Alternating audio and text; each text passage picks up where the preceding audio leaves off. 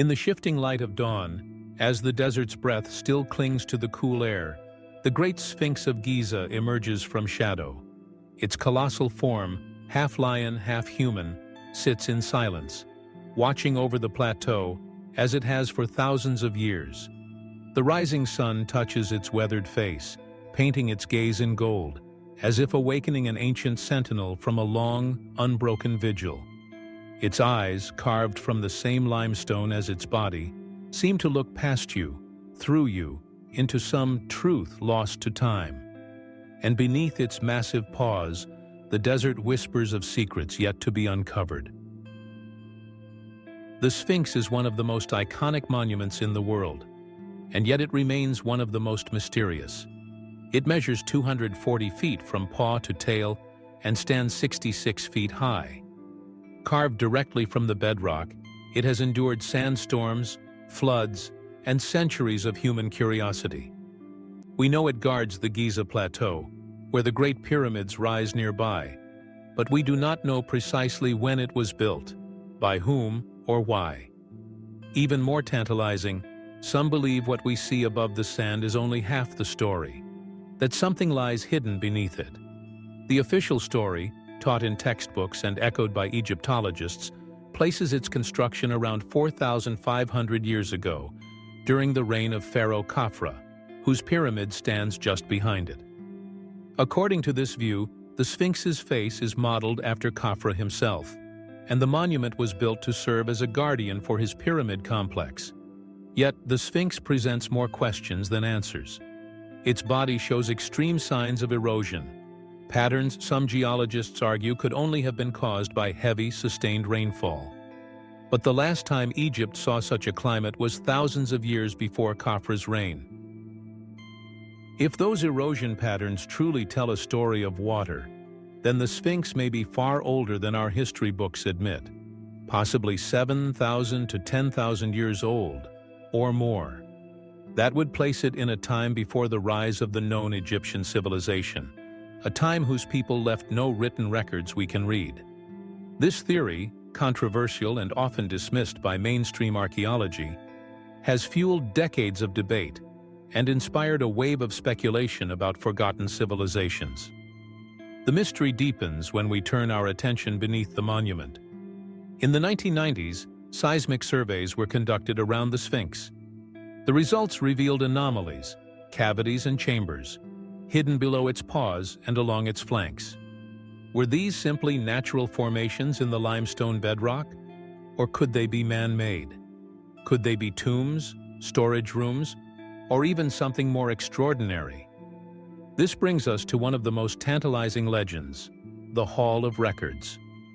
According to ancient lore, especially from the writings of the Greek historian Herodotus, and later echoed in mystical traditions, the Hall of Records is a hidden library containing the knowledge of a lost civilization, perhaps even Atlantis. It is said to hold the history of humanity before the Great Flood, the secrets of the gods, and the truths that could reshape our understanding of the past. Some claim this hall lies beneath the Sphinx, waiting for the day it will be revealed.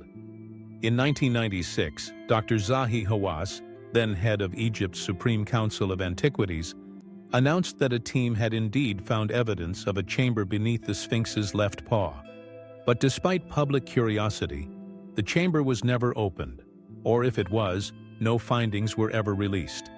This veil of secrecy only fed the fire of speculation. What could be so important, or so dangerous, that it must be kept from the public eye? There are other theories too. Some suggest the Sphinx's body was originally carved long before the face, which might have been recarved into a pharaoh's likeness much later. If so, the original head could have been something entirely different. Perhaps a lion's head, matching its body. This would align with astronomical theories suggesting that the Sphinx aligns with the constellation Leo, not during Khafra's era, but around 10,500 BCE, a time when, according to the precession of the equinoxes, Leo rose directly on the horizon at dawn during the spring equinox. Was the Sphinx built to mark this celestial event? And if so, who were its builders? The Sphinx also carries scars of human intervention. Over the centuries, it was buried up to its neck in sand more than once. Inscriptions from ancient Egyptian stelae tell of pharaohs who cleared it from the desert's grasp, restoring it to prominence. In the 1400s BCE, Pharaoh Thutmose IV claimed that, as a young man, he fell asleep in the Sphinx's shadow, and dreamed it spoke to him, promising kingship if he freed it from the sands. He did, and became pharaoh. His dream stele still stands between the Sphinx's paws, carved with this extraordinary tale. But what lies directly beneath that stele, and between those massive paws, is still unknown to us. Engineers and archaeologists have probed with ground-penetrating radar, but results are kept tightly controlled. Some suggest nothing lies there at all, only empty rock. Others insist the surveys have shown clear outlines of chambers and passageways. The truth, frustratingly, remains locked away. Standing before the Sphinx today, it is hard not to feel a presence in its gaze. The air here seems thicker, heavy with time.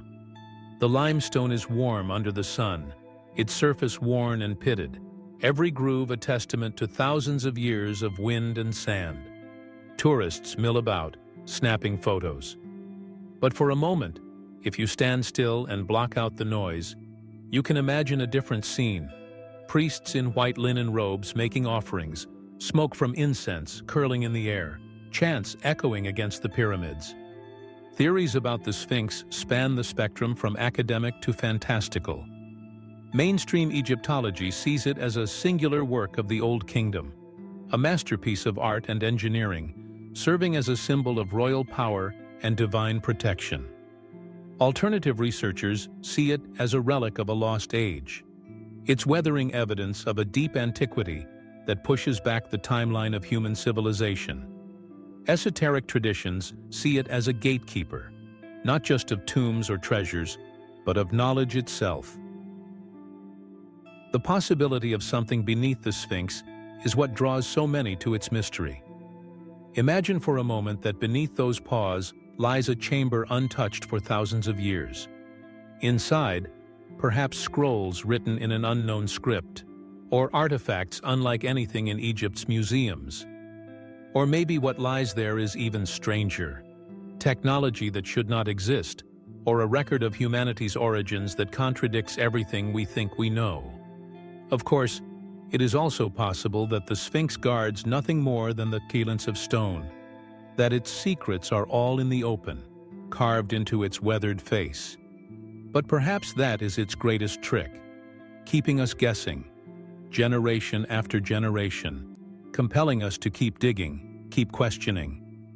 When the sun begins to set over Giza, the light turns the desert gold, then orange, then deep red. The pyramids cast long shadows across the sand, and the Sphinx's profile becomes a black silhouette against the sky. It has watched thousands of sunsets like this, through ages of glory and ruin, through times when the desert was full of life, and times when it was still again. Whatever the truth may be, the Sphinx remains a riddle.